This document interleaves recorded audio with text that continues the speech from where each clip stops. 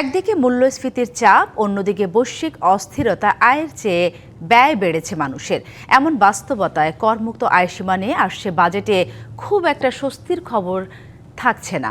যদিও বিশ্লেষকরা মনে করেন করনীতির ক্ষেত্রে শুধু রাজস্ব সংগ্রহ নয়, মানুষের প্রকৃত ক্রয় ক্ষমতা ও জীবনযাত্রার ব্যয়ের বিষয়েও বিবেচনা করা উচিত। অভ্যন্তরীণ কাঠামোগত দুর্বলতা এবং বৈশ্বিক অস্থিরতার মধ্যে ১১ জুন ২০২৬-২৭ অর্থ বছরের বাজেট ঘোষণা করতে যাচ্ছে বিএনপি সরকার। বরাবরের মতো এবারও করদাতাদের জন্য বাজেটের সবচেয়ে বেশি আলোচিত ব্যক্তির করমুক্ত আয়সীমা। ২০২৫-২৬ অর্থ বছরের বাজেটে বার্ষিক করমুক্ত আয়সীমা আগের মতোই ৩,৫০,০০০ টাকা অপরিবর্তিত রাখা হয়েছিল। তবে ২০২৬-২৭ অর্থ বছর থেকে পরের এক অর্থ বছর পর্যন্ত এই সীমা ২৫,০০০ টাকা বাড়িয়ে ব্যক্তির করমুক্ত আয়সীমা করা হয় ৩,৭৫,০০০ টাকা।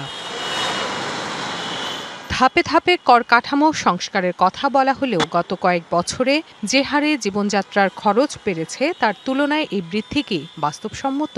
দিন আনে দিন শেষ হয়ে যায়, এরকম এই ইনকাম তো এটাই শেষ হয়ে যায়, তাদের ইনকাম ট্যাক্স কিভাবে দিবে? ট্যাক্স দেওয়ার ব্যাপারটা হলো আমার ইনকামের উপর। যদি আমি অতটুকু যেতে না পারি তাহলে তো সম্ভব না। মিনিমাম ৫-এর উপর গেলে তাহলে মানুষের জন্য সুবিধা। এমন বাস্তবতায় ব্যক্তির করমুক্ত আয়সীমা বাড়ানোর পরামর্শ অর্থনীতিবিদের। মধ্যবিত্তদের ক্ষেত্রে মধ্যবিত্তকে কিছুটা স্বস্তি দেওয়ার চেষ্টা করা, সেটা কিন্তু বিশেষ করে মূল্যস্ফীতির যে চাপ, সেই চাপটার থেকে তারা যেন একটু স্বস্তি পেতে পারেন, সেই কারণে করমুক্ত আয়সীমাটা কিছুটা বাড়ানোর একটা। নগদ নিয়ে এলো হার না মানা হার অফার। সর্বনিম্ন ১০,০০০ টাকা রেমিটেন্স নগদে পাঠালে থাকছে স্বর্ণের হার জেতার সুযোগ। আমরা আলোচনা শুনছি প্রগতিশীল যে কর, যেটা আসলে আয় বৈষম্য কমাতে সাহায্য করে, সেই জায়গায় কিন্তু একটা গুরুত্বপূর্ণ ভূমিকা পালন করতে পারে।